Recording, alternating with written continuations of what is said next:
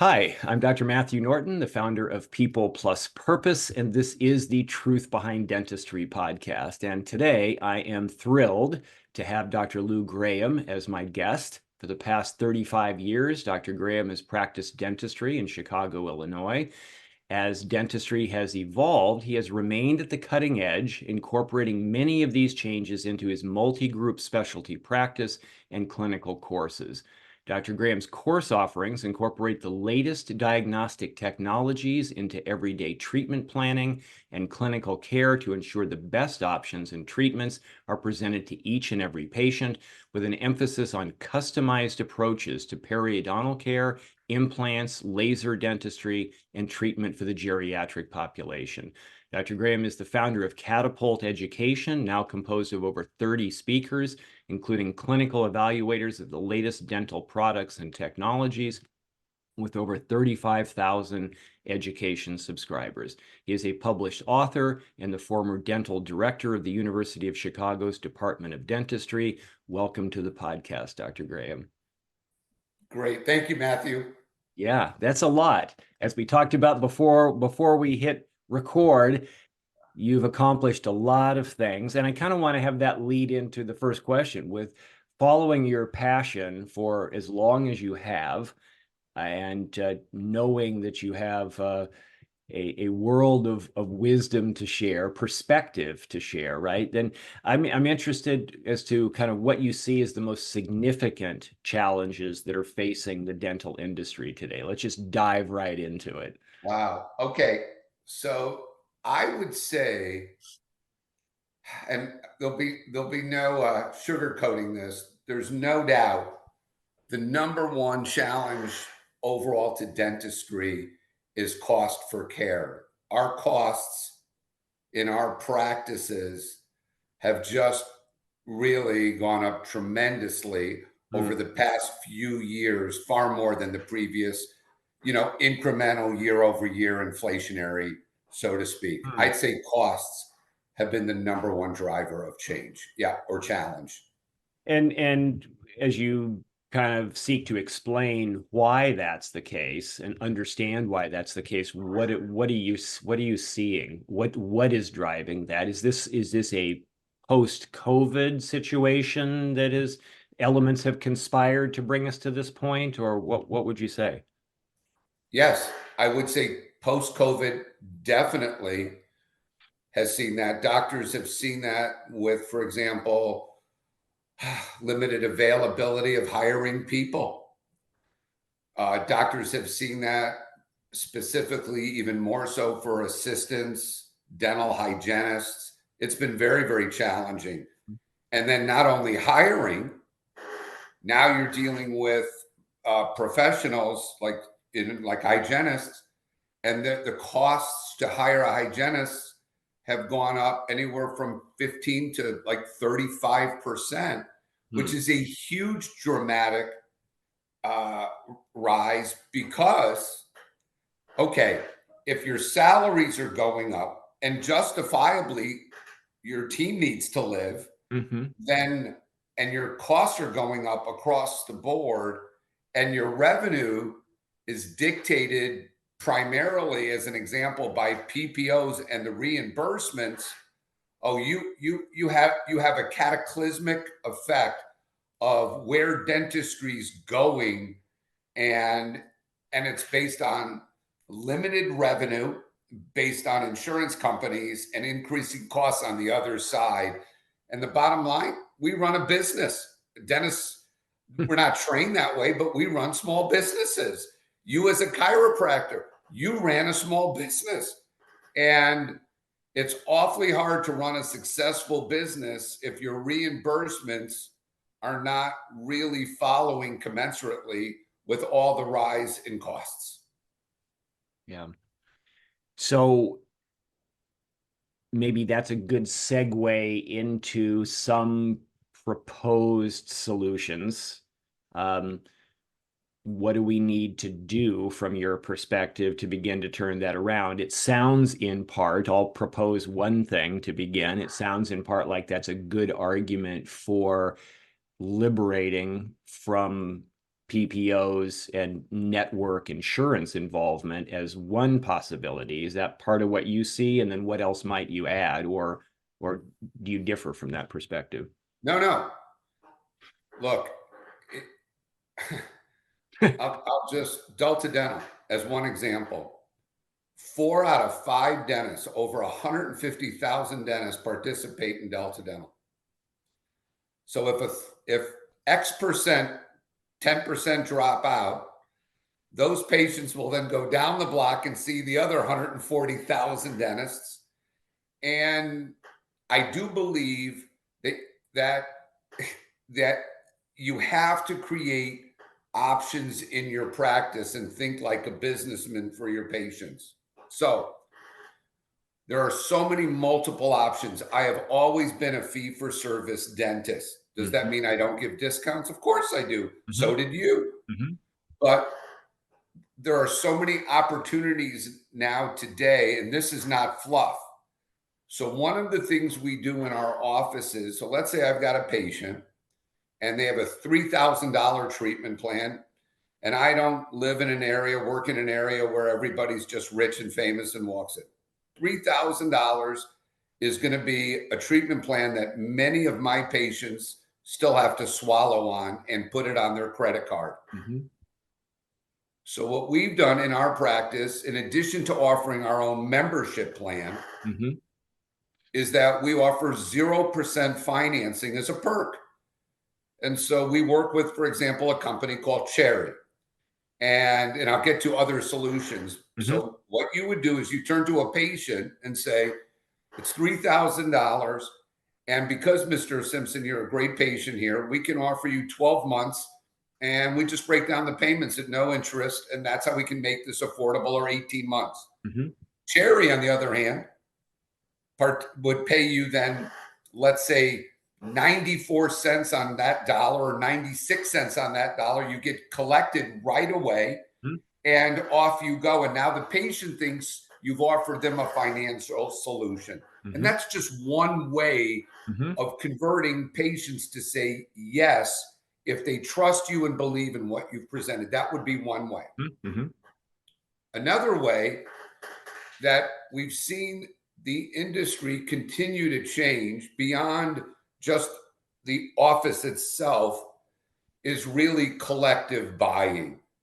98% of medicine participates in group purchasing. They're part of an organization.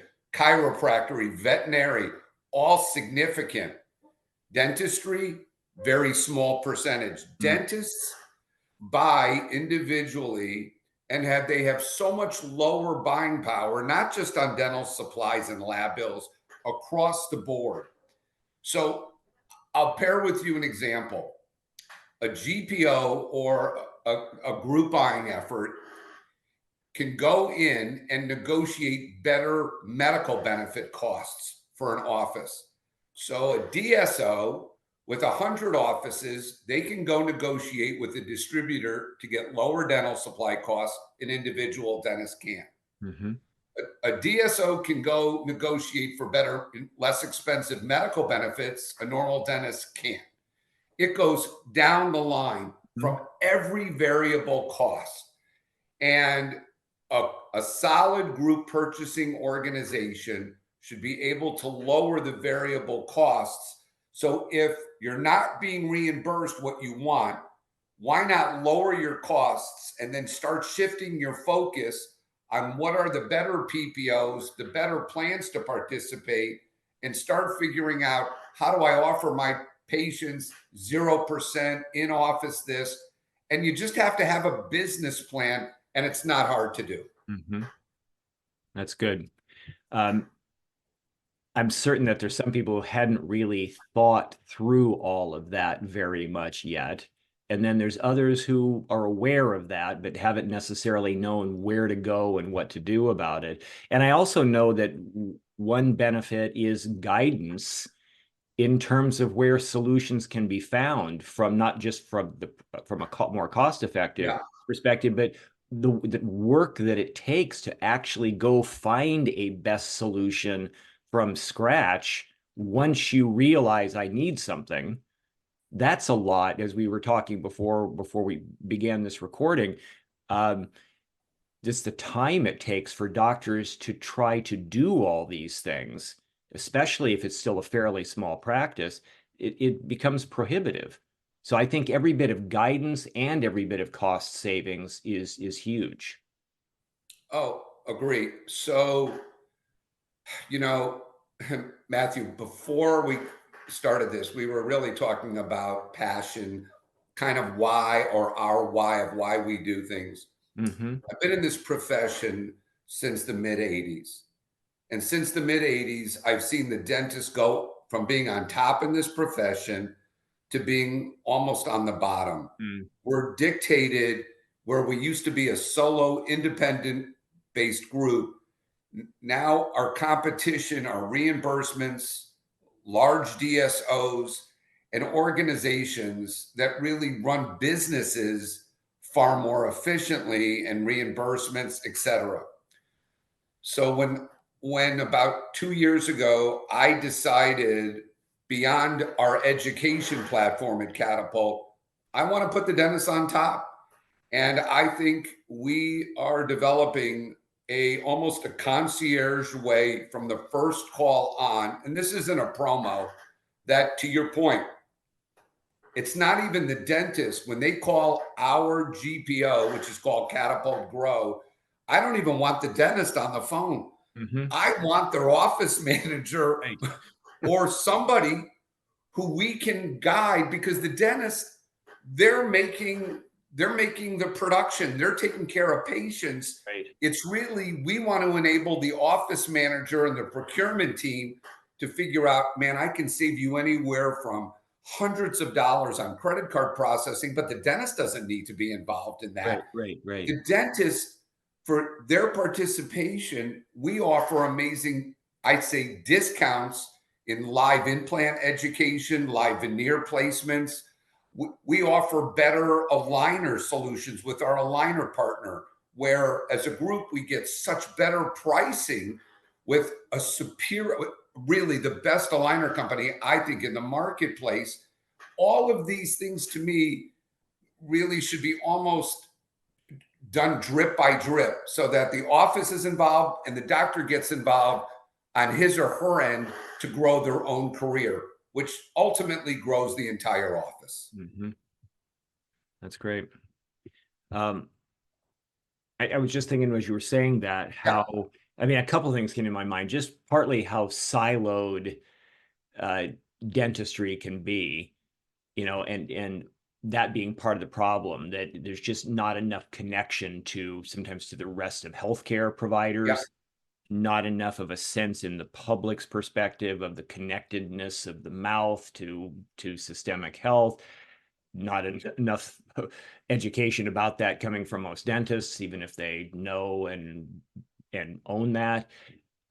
So there's a lot of factors there, but just thinking about how in professional healthcare that the owner is basically, for the most part, at least until a certain point, the chief tech deliverer of technical services, which in most companies, you don't have the owner of the company being delivering the they're not out delivering the service or the product themselves, right? So it's an interesting multi-hat proposition that I think makes a lot of these things harder to see, right? Because it just running on the hamster wheel, and I don't even know what I'm not seeing as things are flying by me. So again, I guess it comes back to guidance on cost savings, guidance on who are the best, what do I need, and who are the best providers of these services that I need. So I think it's wonderful what you're doing. right. So the way to do this the right way, I think this is what how we're looking at this, is if we have a practice on board and we ask them, do you take 8, 10 PPOs? If they say yes, we immediately would want to place them with a company that specializes in PPO negotiations and evaluations. So we give them a complimentary like UCR fee analysis, and from there, our partner then with discounted fees because they're part of our GPO. They then go in and say to a dentist, you know what? You should drop these 4 PPOs. You should only be on 3.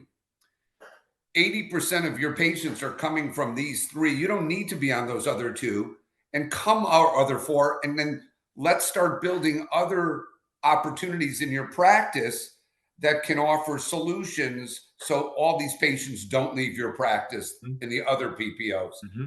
And honestly, it's got to be a concierge approach, practice by practice, of what each one is looking for. Yes, they're going to want to save on supplies, but there are overall common ways to save, and then each other practice will have their own kind of guidelines on where they want to save and kind of grow more profitably. Mm-hmm.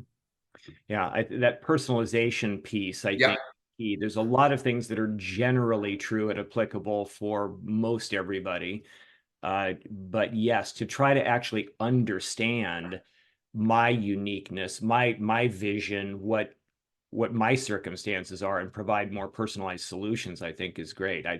That's how, with People Plus Purpose, that's how part of how I brand the benefits of what I'm doing, is that it is personalized based upon the needs, but also who those people are, looking through the lens of strengths-based assessments to be able to see, well, who are these unique people? It can't be cookie cutter, because just because this worked for this person does not mean it's going to work for this one. It, it, we had to your point, we had a practice 3 weeks ago on board, and their number one concern were medical benefits. The price is going up and up and up. They have, what, I don't know, 9 or 10 employees. I don't know the specifics of exactly the number.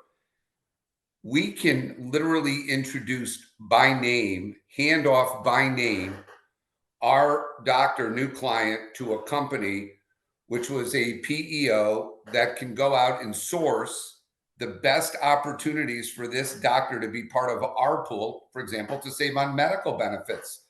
And he wasn't thinking, oh, medical benefits. He's thinking, I'm just going to save on dental supplies. Well, that's a fraction of what you could save in medical benefits. Yeah. And then, to that point, only 1 out of 5 individual dentists offers medical benefits. But employees today, given that the United States, I won't get political, offers very little medical coverage, you have to pay to play, medical benefits become a huge premium. And if dentists don't offer it, and a DSO 8 out of 10 do, it's going to be harder to pull loyal employees. Yeah. This is why a group community, a group purchasing, really can redirect the ship, so to speak, for the individual and the small group dentists. Yeah. I pictured the wildebeests, running, and the ones at the back are subject to being picked off, right? But Right. you got to stay together, and if you're not together, then you're right. You're going to lose out to something that's more cost effective, more efficient, more known. I mean, so I think this is very, very necessary. And honestly, I love that analogy, because every dentist, I would hope, thinks their practice is special, but they get caught. Trust me, I know this. So many of us get caught in this wheel, like you said. We're getting bombarded from every direction. We're just trying to get home. We're just trying to make our team happy. Right. And yet we've got all these surrounding challenges that it's okay to be part of a group. It's okay to be part of something that is trying to guide each and every member into something that can strengthen themselves in whatever way will help strengthen that office. And I don't know, I think that's the beauty of collaboration today. Yeah, I do too. So any other solutions that come to mind that we haven't touched on yet for these challenges? So, got it. It's so immense. I mean, the enormity of all the challenges, and the last thing I would say, because it's such a broad subject, education is the key to success. And I don't mean just in a group purchasing organization. I just mean, for example, I shifted to cone beam technology when I was 56 years of age. I saw the need through education. And I think today technology can drive our practices to be so much better diagnostically and in many ways more efficient. And that efficiency also can help on profitability. I know you have to buy things, but I would also say if your office is, better equipped and to have, in-office milling or in-office printing, great. But there's so many opportunities to become more efficient in what we do every day.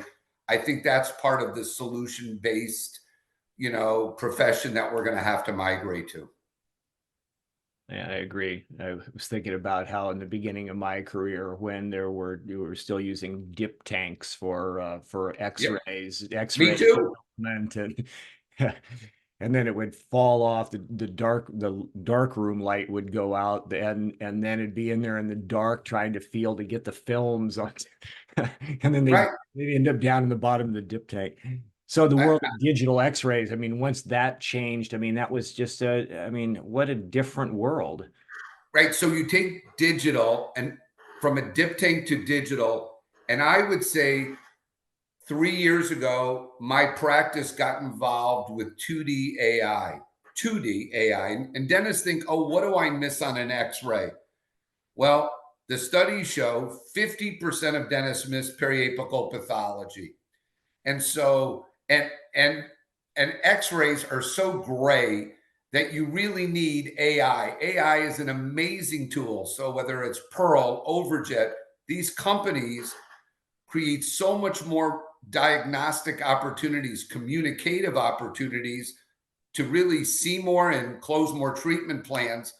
I couldn't imagine not having 2D AI in my practice. So yes, dip tanks to digital to 2D AI, it's continuing to see that transcendent or that migration to more information and better understanding that information. Yeah. Which kind of proves, like, when is it okay to stop learning and growing? Well, never, if you Never. intend to still be effective and efficient and run a business and to have the fulfillment that you want in that process as well, I think. So what else might you say in terms of where we're going as you look out ahead? Yep. Um, what other changes are coming and how best to prepare? So I think given the fact that we're in a time where many dentists in the next 5 years will be selling their practices because that's the baby boomer, the end of the baby boomer generation in dentistry. I think given the huge, I'll say, cost to go to dental school and the loan sizes that these kids are facing, and I call them kids because, Hmm. these young doctors, Hmm. I think the future, I see a path going this way and continuing. DSOs, they are going to continue to grow. I see a lot of dentists in DSOs that if the DSO is not progressive to giving dentists ownership in their practices, those dentists will ultimately leave and form their own group practices and be independent, be running a small business, so to speak, and have their own goals and initiatives. So I see the traditional DSO model will have to change. But in that, I see young dentists still migrating to DSOs because their debt is just so huge. Yes. And per the studies that I've read, group practices will grow, DSOs will grow, PPOs are going to continue to grow, and GPOs, group purchasing organizations, I think will be the biggest shift in dentistry over the next 5 to 7 years. Yep. That was a good summary. Thank you. You're welcome. Yeah, I don't think I have any argument with any of those forecasts. And I was thinking, if we're competing for any business competing on cheapest, which is kind of the insurance list phenomenon, Yep. then it makes an easier decision maybe to sell, be a part of a DSO, or just to come out and be a part of a DSO. But the more vision that you have, the clearer the mission, I believe, that you have for what you want to do. Yes, there's debt. So there has to be a strategy for Yes. handling that when you get out of school. It's unfortunate how much that debt is. Um, but to compete on amazing, to compete on unique, to be able, I was picturing these groups, these people, professionals aggregating together into these groups because they have a different vision on what they want to deliver, that it's not just a survival strategy, it's a creativity strategy as well. Like, we want to do well in business, but it's not like we just want it to be on our own terms, like I'm in charge more, but I want the chance to be able to deliver something to people that I see who need it, because there's a powerful driver, because it's the right thing to do, and it's the creative thing that's in me to deliver. Does that make sense? A thousand, and I'd support that 1,000%. I mean, if I'm a young dentist today and I'm going to go into a DSO, I'm going to want that DSO or that I'm going to want that DSO to provide me the education to continue to further my career and my offerings to my patient. And I'm going to want that DSO for me to stay there long term, offer me something more than just 160 grand a year. That's all I'm ever going to do. I'm just going to go there and work hard. Dentistry is a tough profession. I mean, physically, and I think after 8 years of college and dental school, dentists should be looking for, how do I optimize everything in my life? And I think they will have their choice in DSOs. I think they'll have their choice, obviously, to form with friends and partners their own, smaller groups. So I just think I still am very positive about the future. I just think dentists need to have a plan every part of their career of how to optimize their own success. I love that. I love that. I feel like we could keep talking for probably another hour, but maybe we shouldn't. But this has been great. I mean, I think these are pearls of wisdom from experience that I think that our viewers are wanting and needing to hear. And so I thank you for your time and coming on and sharing these things. And so for those who say, I want to hear more about Catapult, I'd like to connect with you and see more what's possible. What's the best way for our listeners to reach you? So first off, I literally get the chills when you say that, because we're still such a one-on-one profession. You came from one, I came from one, I'm in one. Mm-hmm. And they can reach me. The best way to reach me is to go to our educational site. That's the first. Then, and it's a complimentary educational site. There's no cost. And it's catapulteducation.com, one word. I think though that, and then my team reaches out to me and all of our speakers. What I'd love is I'd love them also to look at our GPO, catapultgrow.com. It's called Catapult Grow because, as you can understand, the more we build this together, the more buying power, the more education power. Every dollar you save, every $10,000 you save is $10,000 in your pocket. Mm. And the goal is you've worked hard, save as much as you can and invest it.